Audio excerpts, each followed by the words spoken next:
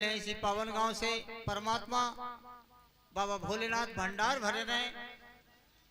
छोटे छोटे दो बच्चे थे हिरन के,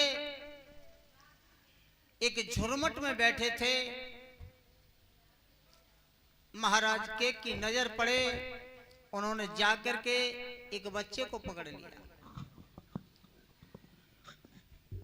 उस नर को पकड़ लिया।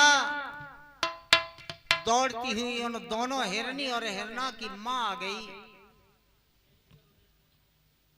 महाराज केक से विनती करने लगी, महाराज ये मेरी पुत्री और पुत्र हैं, आप इसे मेरे बेटा को छोड़ दो।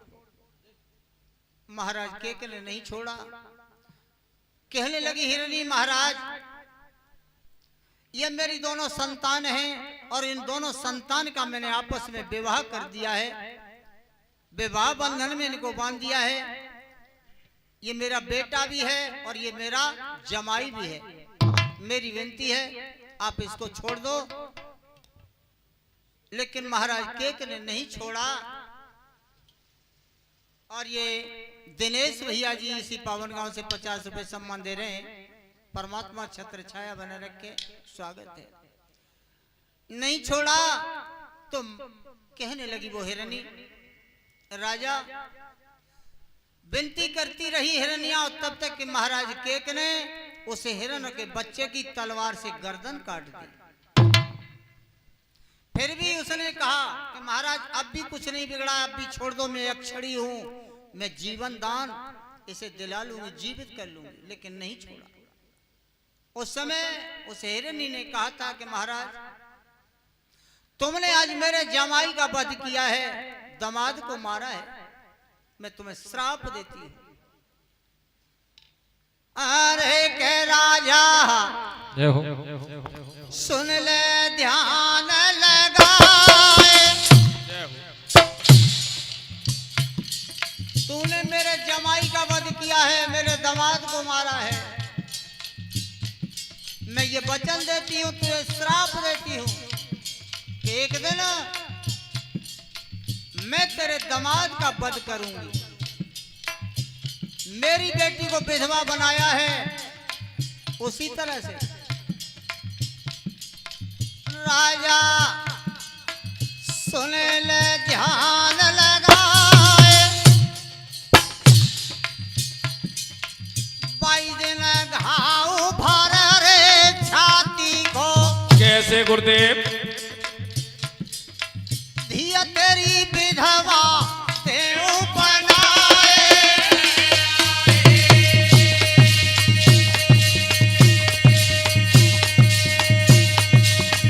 लाड़ो विधवा तेऊ बनाए।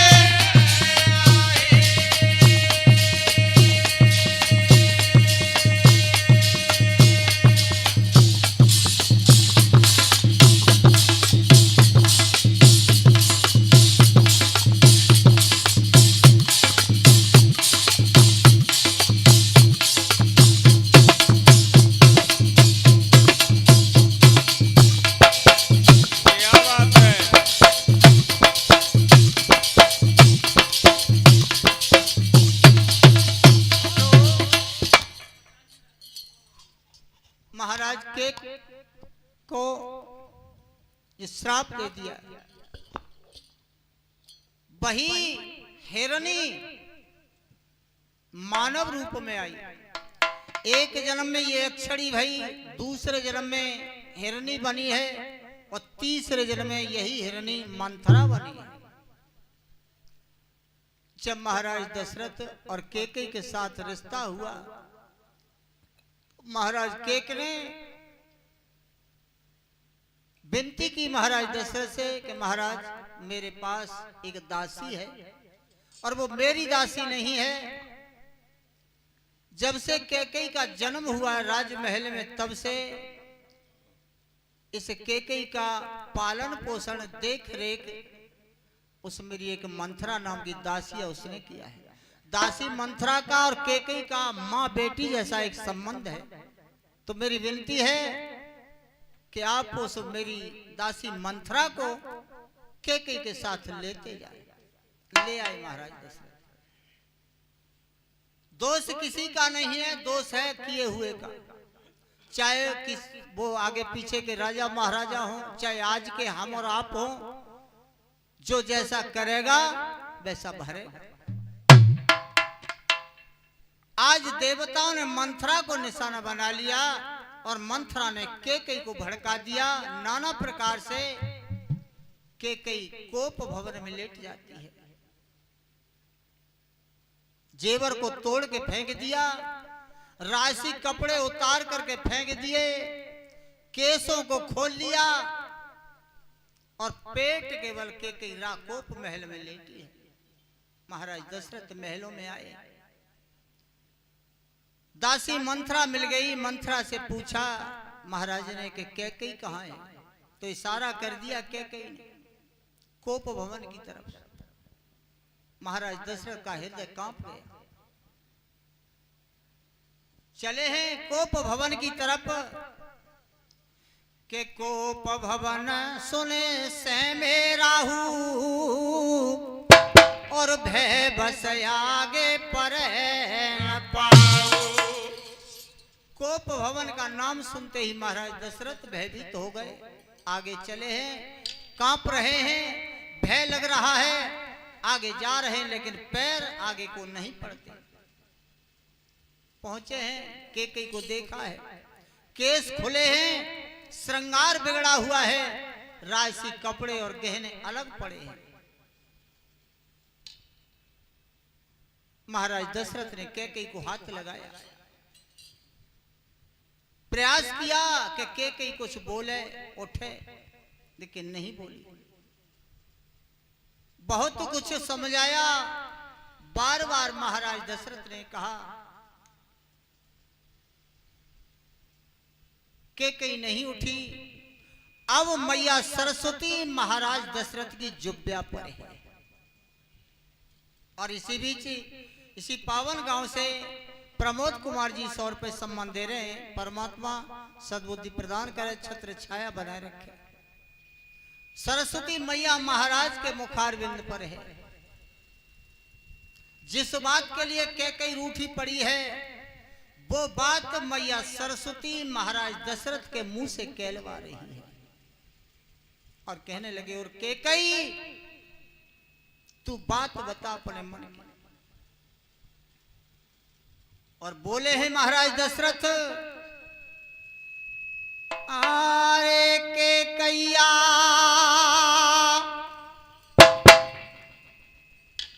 ओ मेरी ब्याही किनको कर दे रंग का। कहते गुरुदेव, रंग कहते हैं भिखारी को, दीन दुखिया को।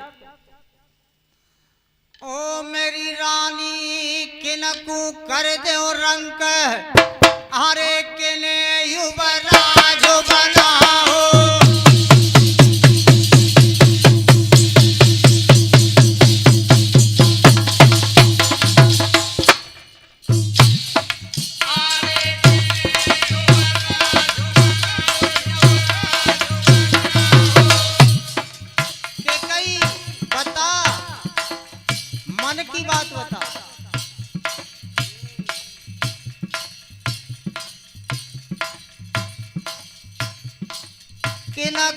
नगर से देऊ निकारे,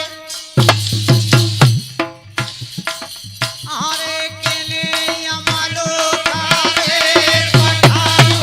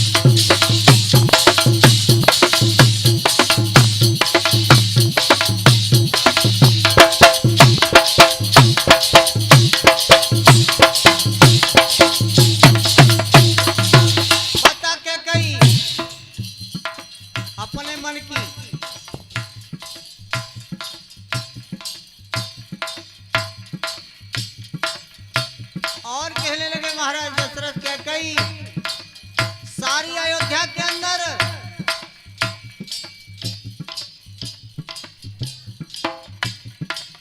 हाथ उठाई गयो रे काउअल बकी भुजाले कटवाया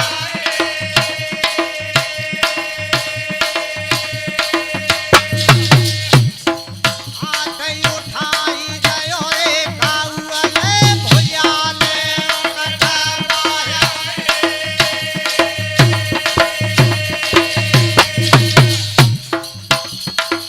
ओके कैया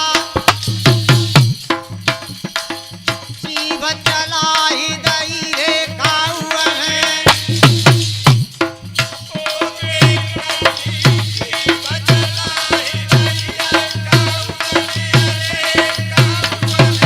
हे माए फांसिया देओ लगवा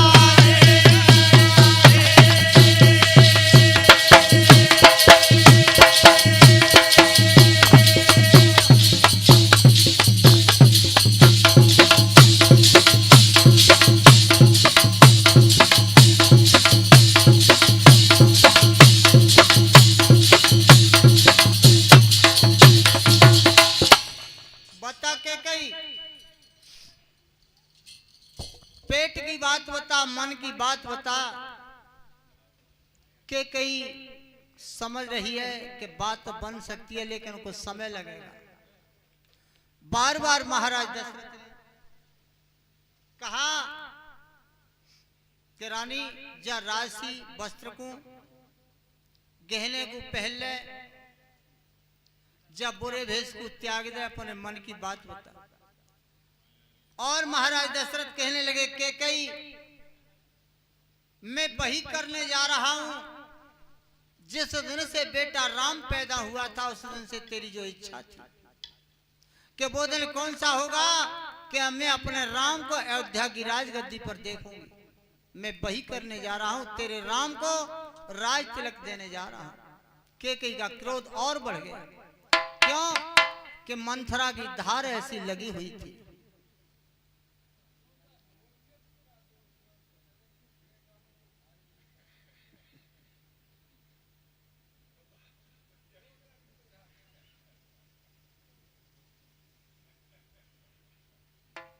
केकई नहीं बोली, बार बार कहा। बहुत कुछ कहा तो केकई खड़ी हुई है।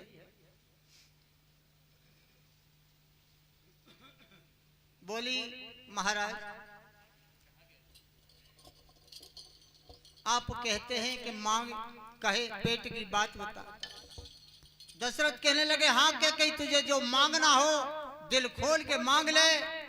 केकई कहने लगी बाबा तुलसीदास लिख रहे। केकई बोली कि महाराज मांगे मांग पिय कहता हो मेरे भरना कबहू देव न ले। देन कहे वरदान द्वै तेहि पावत संदे। महाराज दो वचन थे आपके पास, वो मैं मांगती हूं तो मुझे संदेह है कि मिले और ना मिले। महाराज दशरथ कहने लगे कि बस इतनी सी बात है। हाँ महाराज कहने लगे कि तुझे नहीं पता कि मेरे वंश की मर्यादा क्या है। अरे रघुकुल रीत सदा चले आई, रघुकुल रीत सदा चले आई। प्राण जाए पर बचन न जाई, प्राण जाए पर बचन न जाई।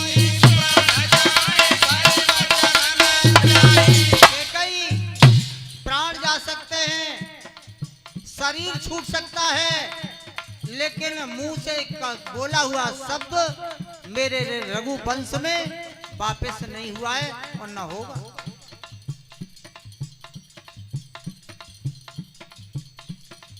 अब सुनियो मेरी प्राणन प्यारी, कैसे बुआ के आज मांग ले हो चारी। रानी, दो की बात है तो तुम चार मांग लो। अब सुनियो मेरी प्राणन प्यारी, बुआ के आज मांग ले हो चारी।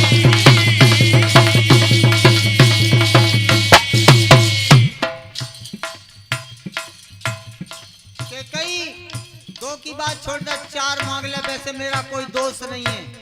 क्यों कि आज तक तूने वरदान मांगे नहीं, मैंने दिए नहीं, ये मेरी गलती रही। लेकिन आज मांग ले। समय को देख, समय कौन सा है। के कई बोली महाराज मुझे विश्वास नहीं।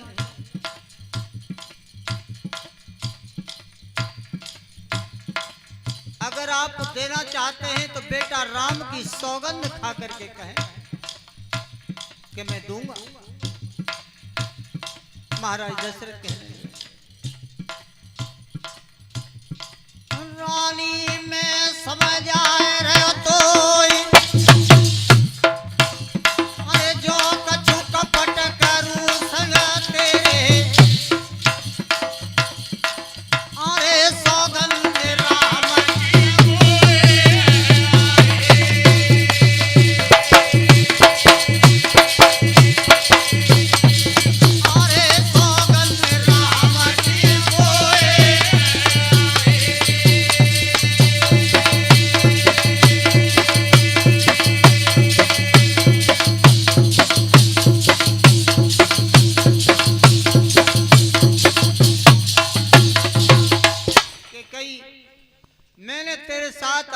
जीवन में कभी कपट नहीं किया है और ना ही आगे करूंगा। एक बार की तो बात छोड़, मुझे राम की 100 बार कसम है, मैं तेरे साथ कोई धोखा नहीं करूंगा। आज केकई ने वो राजसी कपड़े और गहने पहने हैं, केसों को महाराज तरफ दशरथ की तरफ देख रही है, केकई आंखों में आंख डाल करके और केसों को बांध रही है। केस खोलने का और महाराज के दशरथ की तरफ देखने का संकेत कुछ और है। केकई का विचार है कि मेरे खुले हुए केस देख के महाराज दशरथ को बात स्वयं ही याद आ जाए तो ठीक है, मुझे न कहना पड़े। लेकिन महाराज का दिमाग तो राज तिलक में था।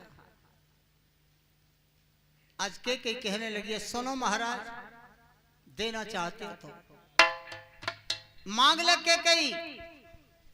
तो केकई मुस्कुराती हुई बोली कि महाराज मैं कुछ नहीं मांगती हूं, मैंने तो केवल आपसे मजाक करी, ये हंसी की बात है कि कही, तुम्हारी जांच करी कि देखे महाराज दशरथ कितने पानी में हैं, मेरे प्रति कितना प्यार है, सच्चा प्यार है कि झूठा प्यार है। महाराज मैं कुछ नहीं मांगती। कि नहीं केकई तू मांग ले, कह ले अपने मन की बात। तो केकई कहने लगी कि महाराज मैं कुछ ना मांगती, अगर देते हो तो वो दे दो जो तुमने मेरे पिताजी को दिया था, वो दे दो। महाराज दशरथ बोले, केकई बहुत दिन की बात हो गई, मुझे ध्यान नहीं है कि मैंने तेरे पिता को क्या दिया था। केकई बोली, मैं बताती हूं, सुनो महाराज। अरे एक समय की बात पिया, कैसे गुरुदेव? अरे एक समय मेरे बाबुल पे लंका पति करी थी चढ़ाई रे।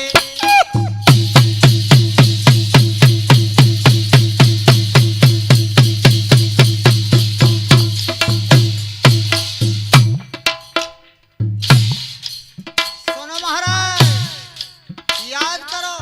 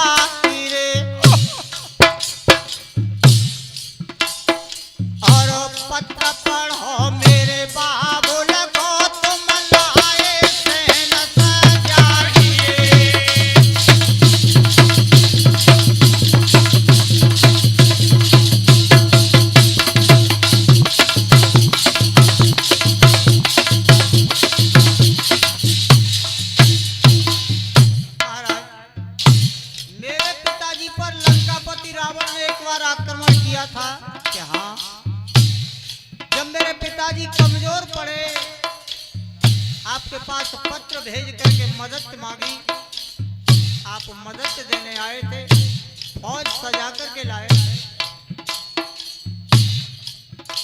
और रावण से आपने युद्ध किया था। कैसे? महाराज उस समय याद करो, मैं अपने पिता का रथ चला रही थी।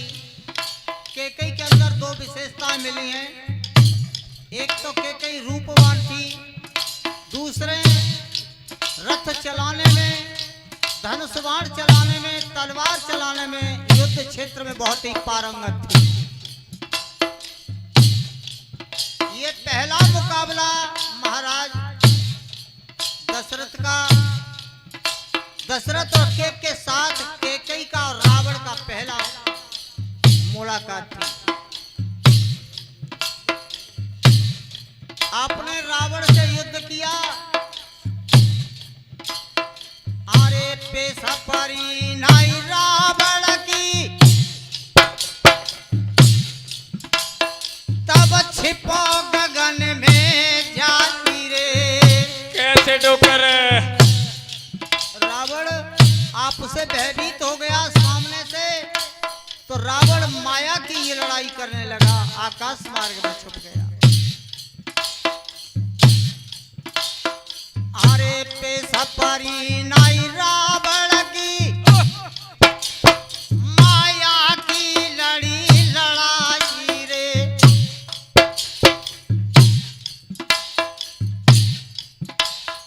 और देने लगो ललकार भूप, तब प्यारी समझ नहीं आई रे।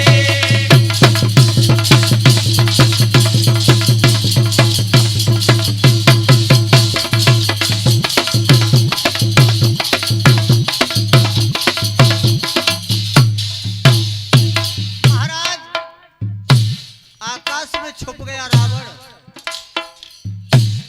आप धनुष बाण हाथ में लिए, वो पूरब साइड से आवाज देता था, आप पूरब की तरफ बाण चलाने की कोशिश करते तो वो आवाज पश्चिम से देने लगा, आपको भ्रमित करने लगा, आपको दिखाई नहीं दिया। और इसी बीच इसी पावन गांव से सुभाष भैया 50 रुपए सम्मान दे रहे हैं, स्वागत है। आप विचलित होने लगे, आपको एक बात याद आई, वो बाण रख दिया, तुमने बाण दूसरा लिया, कौन सा? शब्द भेदी।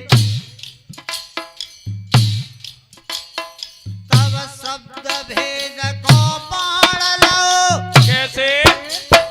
धनुषा पे धरो जमाची रे।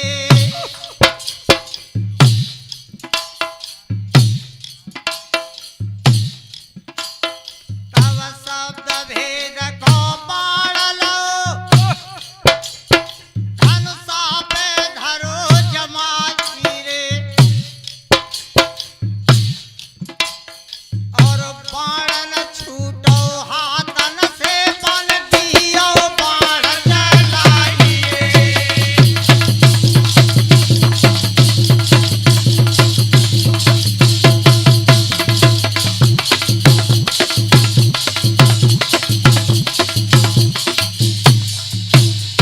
महाराज आवाज के अनुसार तुमने शब्द भेदी बाण को लिया, धनुष पर रखा, बाण चलाना चाहा, लेकिन वो शब्द भेदी बाण आपके हाथों से नहीं छूटा। बाण क्यों नहीं छूटा? महाराज दशरथ वचनबद्ध थे। कब? और ये श्रीमान भूरे सिंह जी नाला गलुआ से चल कर के आए, 50 रुपए सम्मान दे रहे हैं। परमात्मा सद्बुद्धि प्रदान करे, छत्र छाया बना रहे। महाराज दशरथ ने श्रवण कुमार का वध किया था शब्द भेदी बाण से, पश्चाताप किया। अयोध्या में महात्मा एकत्रित हुए,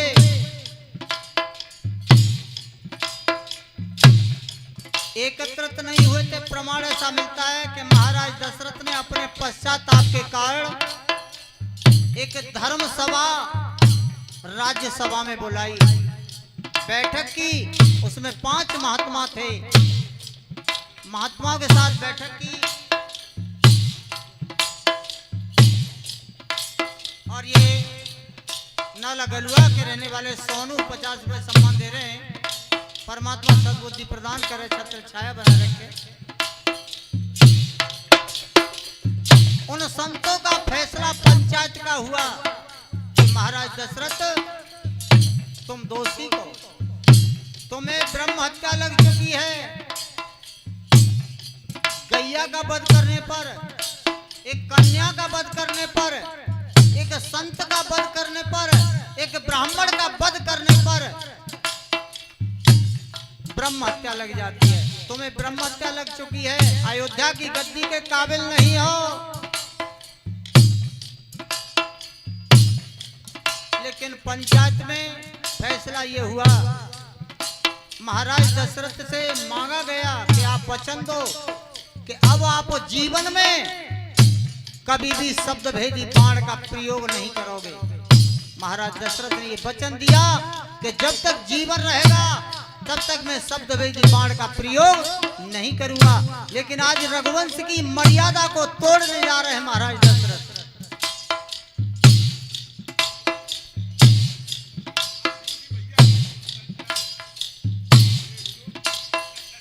और ये पारथ की तरफ से फिर से सम्मान आया है, समस्त पार्टी के लिए स्वागत है। परमात्मा छत्र छाया बना रहे। सब बाण नहीं छूटा, अरे बाण न छूटो हाथन से, कैसे बाण दियो बाण चला रे।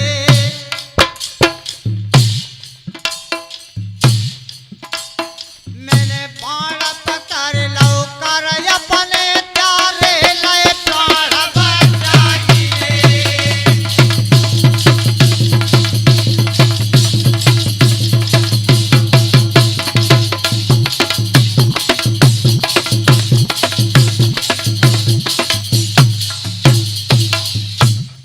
महाराज तुम्हारा बाण नहीं छूटा, तब तक उस रावण ने बाण का प्रहार कर दिया आपके ऊपर। मैंने बाण को पकड़ लिया और वो बाण कब पकड़ा, जिस समय रावण आकाश मार्ग में था तो मैं अपने पिताजी के रथ को छोड़कर तुम्हारे रथ पे आया। याद है तुम्हें, मैंने तुम्हारे रथ का संचालन किया कि हाँ के मुझे याद है, मेरा रथ तू चला रही थी।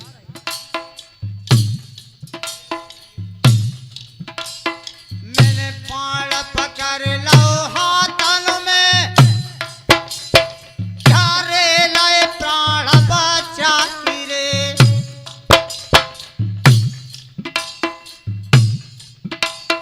और मोह करो नाव तो समझ ले, एक भालो दो चला।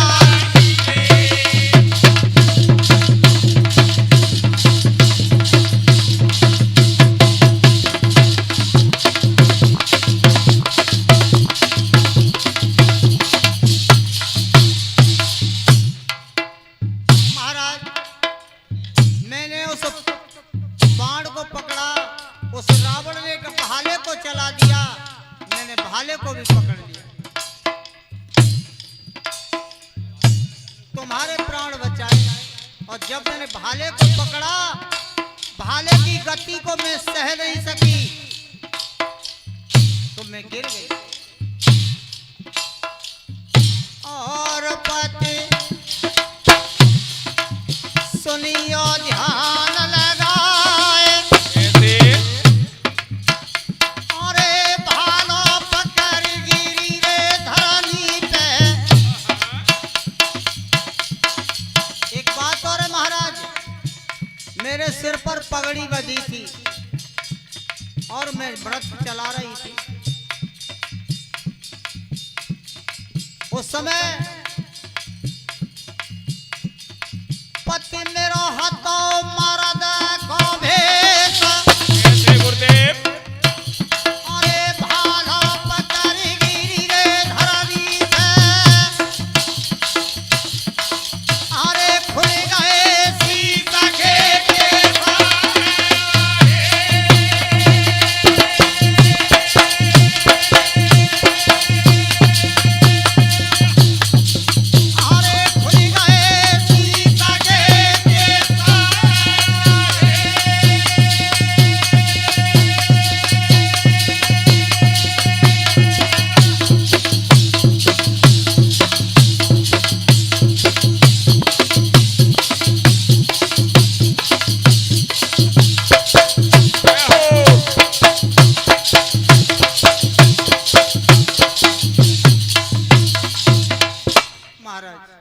याद होगा तुम्हें कि हाँ कई मुझे सारा सीन याद आ रहा है, हर बात याद आ रही है। महाराज जब मैं रथ से नीचे गिरी उस भाले को पकड़कर तो मेरी पगड़ी खुल गई, मेरे शीश के केस खुल गए, और जब केस खुल गए तब तुम्हें पता चला कि ये कोई पुरुष नहीं, ये महिला है। कि हाँ के रावण पराजित होकर के चला गया। ये केसों वाली बात के ने कोप भवन में केस खोले कि महाराज दशरथ को वो बात याद आ जाए जो मेरे पिताजी को दिया था। अब ये प्रश्न खड़ा हो जाता है कि केकई ने भाले को और उस बाण को कैसे पकड़ लिया हाथ से, उस हाथ में चोट नहीं आई। एक समय की बात है, केकई अपने महल में, पिता के महल में कुंवारी थी। अरे केकई महलन में कुंवारी रे, केकई महलन में कुंवारी रे,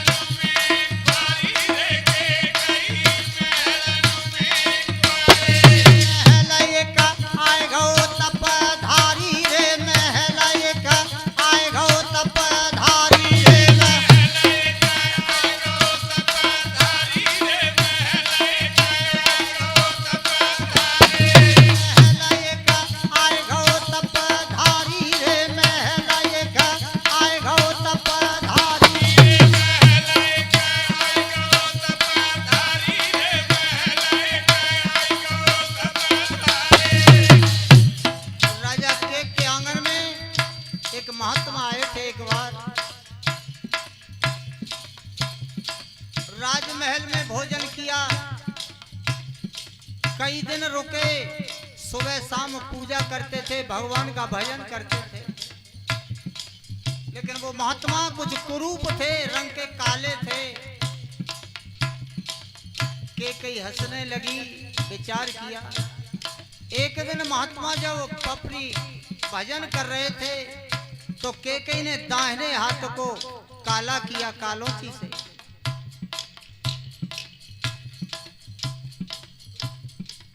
और पीछे महात्मा के आकर के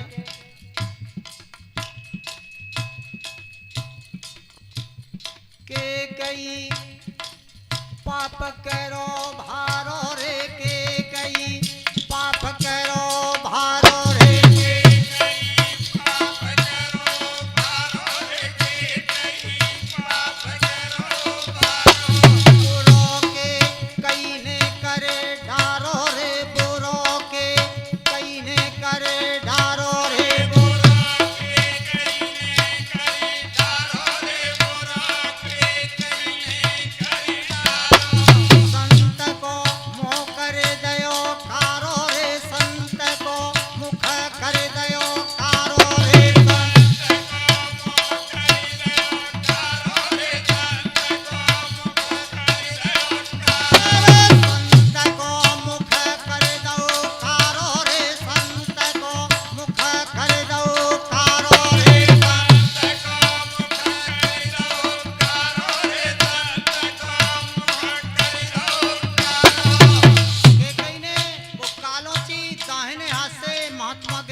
पर लगा दी।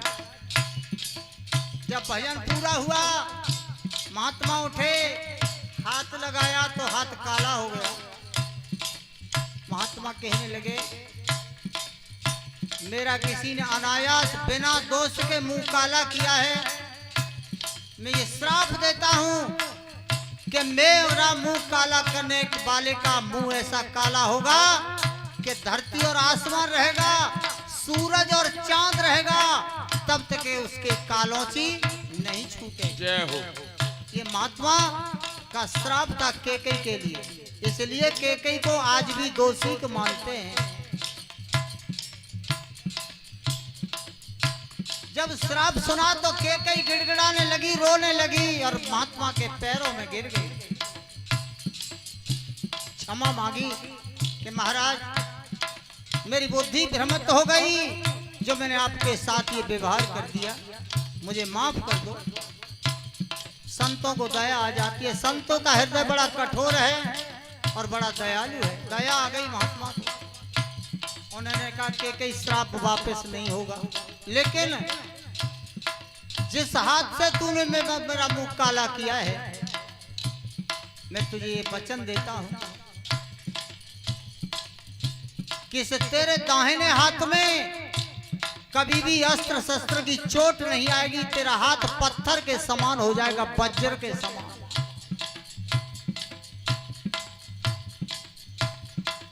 के कई सुन ले ध्यान लगाए, वज्र सम तेरा हाथ होएगो,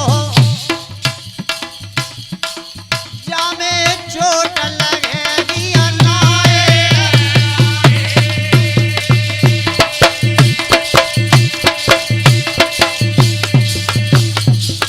अरे साधु ने कहिए सुनाए,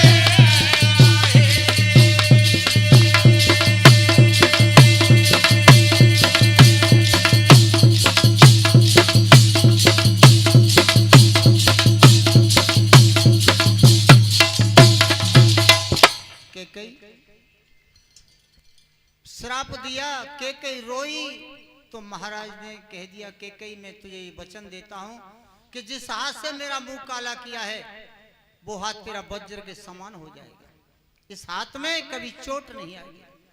सो इस कारण महात्मा के वरदान के कारण, वचन दिए हुए के कारण केकई के हाथ में बाण से और भाले से कोई चोट नहीं आई। उसी दिन रावण परास्त होकर के चला गया, लेकिन ये कह गया, अपने हृदय में सोच गया कि वो कौन सा दिन होगा जो केकई मुझे पत्नी के रूप में मिल जाएगी। क्योंकि दो विशेषताएं थी, एक सुंदरता, दूसरे धनुष बाण चलाने की, रथ चलाने की बहुत ही अच्छी पारंगत थी केकई, बहुत निपुण थी। आज केकई कहने लगी, महाराज आप कुछ समय मेरे पिता के यहाँ रहे। आपने मेरे पिताजी के सामने प्रस्ताव रखा कि आप अपनी बेटी का रिश्ता मेरे साथ कर दो। मेरे पिताजी ने मना किया। बार बार आपके कहने पर मेरे पिताजी ने रिश्ता करने के लिए तैयार हुए। एक शर्त रखी थी, शर्त रखी कि मैं शादी कर दूंगा, तुम विवाहित हो, तुम्हारे घर में 2 रानी है, मैं तीसरी रानी कर दूंगा, लेकिन शर्त यह है कि अयोध्या की राजगद्दी पर जिस दिन राज तिलक होगा, तो मेरी बेटी की कोख से बेटा पैदा होगा, उसका राज तिलक होगा। ये आपने कहा था कि हाँ के तो बस वही कर दो महाराज। एक वचन सुनो प्राणपति भावत जी का, और देव एक बर भरत टीका। महाराज पिताजी का दिया हुआ, मांगा हुआ, आपका दिया हुआ वही दे दो। अरे मेरे स्वामी भैया तब के कई ने कही,